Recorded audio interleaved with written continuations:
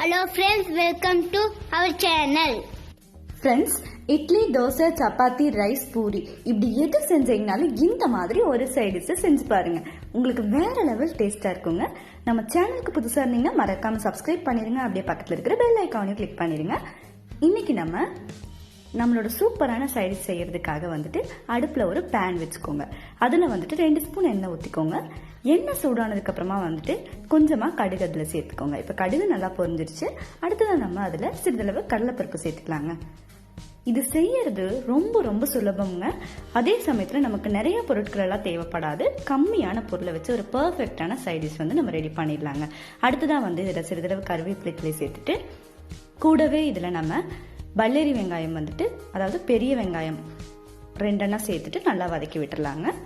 இது கூடவே காரத்துக்கு ஏத்த மாதிரி வந்துட்டு நம்ம பச்சை மிளகாய் சேர்த்துக்கலாங்க. நான் இன்னைக்கு 4 பச்சை மிளகாயை சேர்த்திருக்கேன். இப்போ இது நல்லா வதங்கட்டுங்க. அடுத்ததான் இதுல நம்ம ஒரு 3 பல் பூண்டு வந்துட்டு தட்டிட்டு உள்ள சேர்த்துக்கோங்க. பூண்டு சேர்த்ததுக்கு அப்புறமா இதை நல்லா வதக்கி விட்டுக்கோங்க. அடுத்ததான் வந்துட்டு நம்ம தக்காளி ஒரு 8 தக்காளியை வந்துட்டு நல்லா சின்ன சின்னதா கட் பண்ணி வச்சிருக்கோங்க. இந்த மாதிரி ரொம்ப சிறுசாவும் கட் பண்ணல. கட் பண்ணி வச்சிருக்கிற தக்காளியை வந்துட்டு உள்ளுக்குள்ள சேர்த்துக்கலாங்க.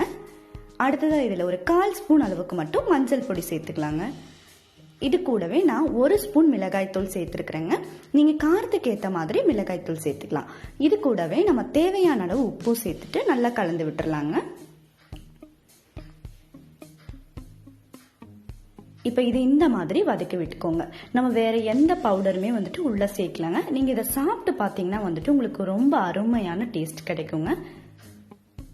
நம்ம வீட்டுல எதுவுமே இல்லைனாலும் கூட தக்காளி, வெங்காயம், பச்சை மிளகாய் அது இருந்தா போதுங்க. ஈஸியா வந்துட்டு இந்த சைட் டிஷை நம்ம ரெடி பண்ணிடலாம்.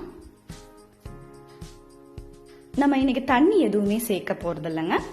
நல்லா கலந்து விட்டுட்டு அடுப்பை மீடியம் ஃப்ளேம்ல வச்சுட்டு மூடி போட்டு வச்சுக்கோங்க. கொஞ்ச நேரம் அது அப்படியே இருக்கட்டும்.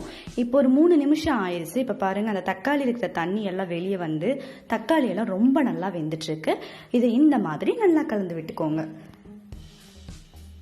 இப்ப பாருங்க அந்த தண்ணி எல்லாம் ட்ரை ஆகி தக்காளி எல்லாம் ரொம்ப நல்லா வெந்து ரொம்பவே அருமையா கிடைச்சிருக்கு.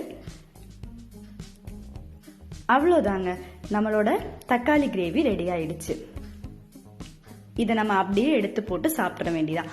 இது நமக்கு இட்லி, தோசை, சப்பாத்தி, பூரி, சாப்பாடு இது கூட எது கூட வச்சு சாப்பிடணும் வேற லெவல் டேஸ்டா இருக்கும். மறக்காம இந்த வீடியோ பிடிச்சா லைக் பண்ணுங்க, ஷேர் பண்ணுங்க, கமெண்ட் பண்ணுங்க.